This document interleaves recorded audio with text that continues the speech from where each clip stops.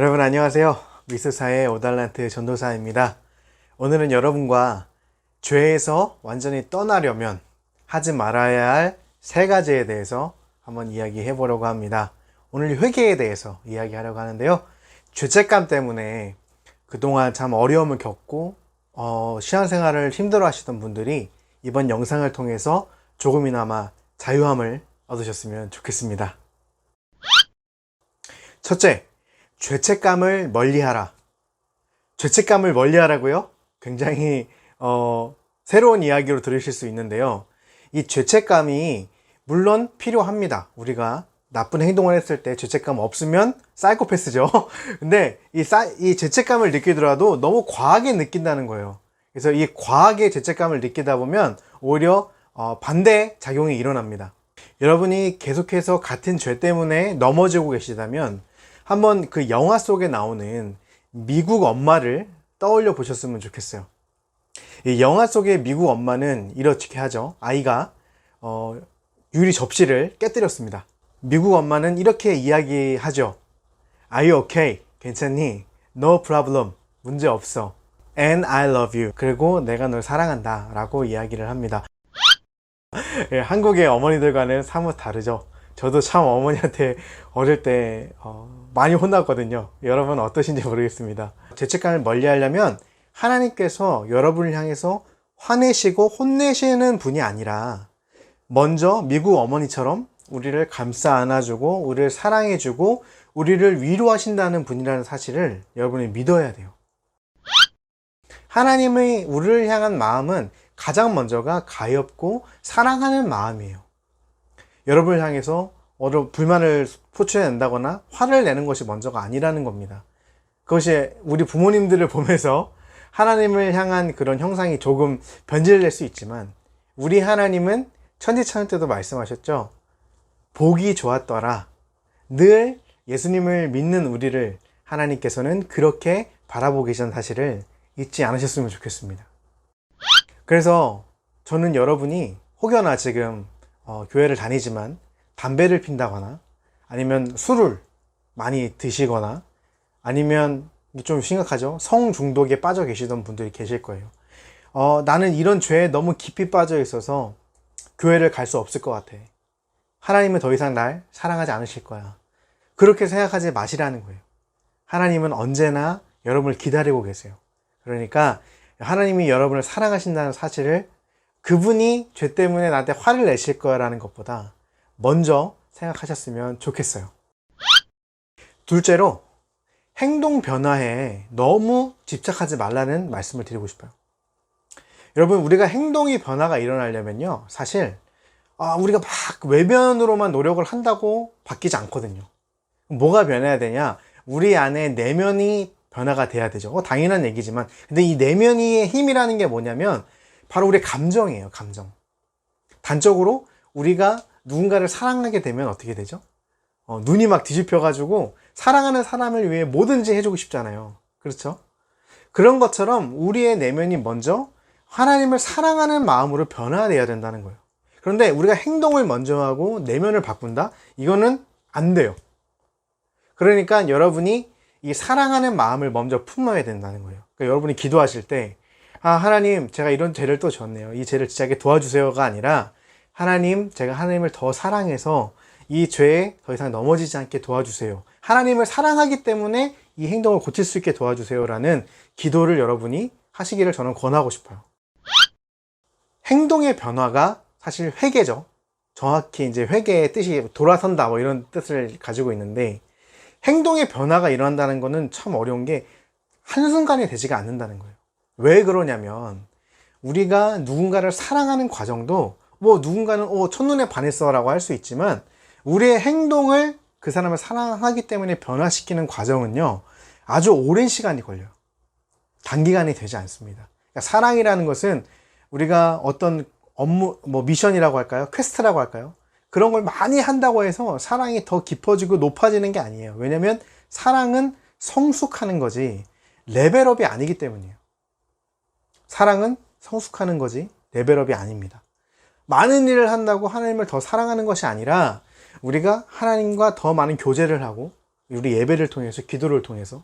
그렇게 우리의 시간들이 하나님과 쌓여 나가면서 우리의 하나님을 향한 사랑이 더 깊어지는 거예요. 그래야 우리 안의 행동이 죄를 떠나는 행동으로 정확하게, 완전하게 변화될 수 있다는 겁니다. 그럼 어떻게 우리 내면을 하나님을 더 사랑하는 모습으로 변화시킬 수 있을까요? 정말 간단해요. 물론 저의 경우엔 그랬었습니다. 저는 예배를 많이 참석을 했어요. 제가 다니는 교회 예배도 많이 참석을 하고, 그리고 이제 그 당시에 마커스 예배나 어노인팅 예배 같은 것도 찾아다니면서 하나님을 많이 만나려고 노력했어요. 당연한 거죠. 우리가 자주 만나면 만날수록, 많은 이야기를 할수록 우리가 더 친밀해지고 사랑하게 되는 건 당연한 겁니다. 그런데 우리가 마치 시험 보듯이, 그렇죠? 성경을 뭐 잠깐 공부하고, 뭐 주일날 예배 잠깐 드려서 하나님을 더 사랑하는 것은 사실 거의 불가능에 가깝거든요. 기도하는 습관이 어려우신 분들은 제가 영상을 제작해 놓은 게 있습니다. 기도하는 습관을 들이는 방법에 대한 영상을 보시고 기도 생활도 여러분이 늘려가 보시면 하나님을 사랑하는 마음이 더 깊어지는 여러분의 모습을 발견하실 수 있을 거예요. 그리고 개인적으로 여러분이 하나님과 더 빨리 친밀해지고 싶으시다면 교회에서 봉사를 해보시는 걸 추천드려요. 봉사. 여러 가지 이제 교회에서 공동 사업을 하는데 필요한 사람들이 많거든요. 여러분이 특별히 뭐 뛰어난 능력이 없더라도 교회에서는 한 사람 한 사람이 귀하니까 여러분이 봉사자가 필요한 자리에 가서 봉사를 하고, 봉사하는 사람들과 어울리다 보면 여러분이 하나님을 향한 사랑도 더 빨리 깊어질 수 있다고 저는 생각을 합니다. 어쨌든 여러분, 행동 변화는 꼭 시간이 필요한 일이라는 거 잊지 마시길 바랍니다. 마지막으로 세 번째, 교회에서 공개적인 회개는 하지 마세요.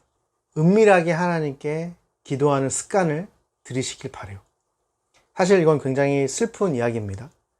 우리 한국 기독교 전통에서 이 공개 회개는 사실은 굉장히 좋은 효과가 있는 걸로 알려져 있는데요. 너무 안타깝게도 이 교회는요, 건강하지 않은 분들이 대다수예요. 조심스럽지만 목회자분들도 포함해서요, 그렇게 건강한 사람들이 많지가 않습니다. 그런데 여러분의 어떤 그런 허물일까요? 그런 것들을 공개적으로 자꾸 얘기를 하면 득보다 실이 많아요. 그리고 우리 개신교죠. 개신교는 중간자 사상을 받아들이지가 않습니다. 그래서 제가 성직자라는 건 없다고 계속해서 설명을 드리죠. 예수님을 믿는 우리 모두가 예수님과 같이 왕 같은 제사장으로서 우리가 부름을 받았습니다. 그러니까 여러분이 지은 죄도 굳이 목회자한테 가가지고 얘기할 필요가 없어요.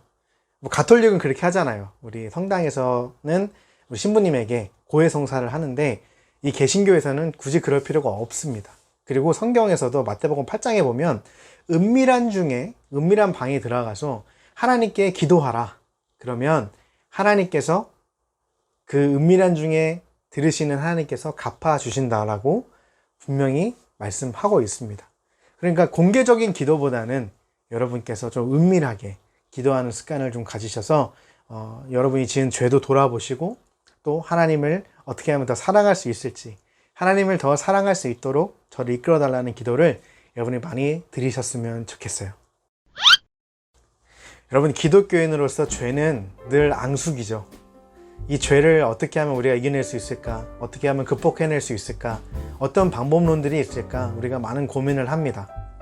그런데 사실 그런 방법들보다도 저는 하나님께서 우리와 늘 관계 중심적으로 만나길 원하신다는 그 사실을 근거해서 여러분에게 오늘 이 영상을 전해드렸어요. 여러분, 저도요, 죄에 많이 넘어집니다. 이 죄에 완벽하게 정말 자유로운 사람은 아마 이 세상을 떠난 사람들만 있을 거예요. 그렇죠? 하지만 우리가 이 땅 가운데서 하나님을 더 사랑함으로써 우리가 정말 그런 죄의 범주들을 더 줄여나가고, 어느 날 하나님의 부름을 받았을 때 우리가 하나님의 나라에서, 죄가 없는 그 나라에서 기쁘고 즐겁게 생활할 수 있기를 꿈꿉니다. 우리의 어떤 무죄랄까요? 우리가 완벽한 성화가 되는 것은 저는 천국에서 완성된다고 저는 생각을 해요. 그래서 우리가 이 죄를 이겨내고 저항하는 일은 쉽지 않은 일이지만 오늘 제가 전해드린 이 세 가지 방법을 통하여서 여러분이 죄와 함께 싸우시고 또 죄책감보다는 하나님을 더 사랑하는 방식으로, 사랑은 허다한 죄를 덮는다고 했듯이 하나님을 사랑함으로써 그 죄를 덮어버리셔서 여러분이 정말 극복해 나가시는 여러분 모두가 되셨으면 좋겠습니다.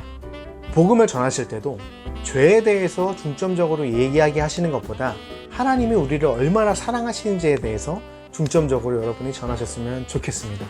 저는 그것이 하나님이 세상을 이처럼 사랑하사 독생자를 주셨으니 라는 그 말씀에 근거한 건강한 복음 전도라고 생각합니다.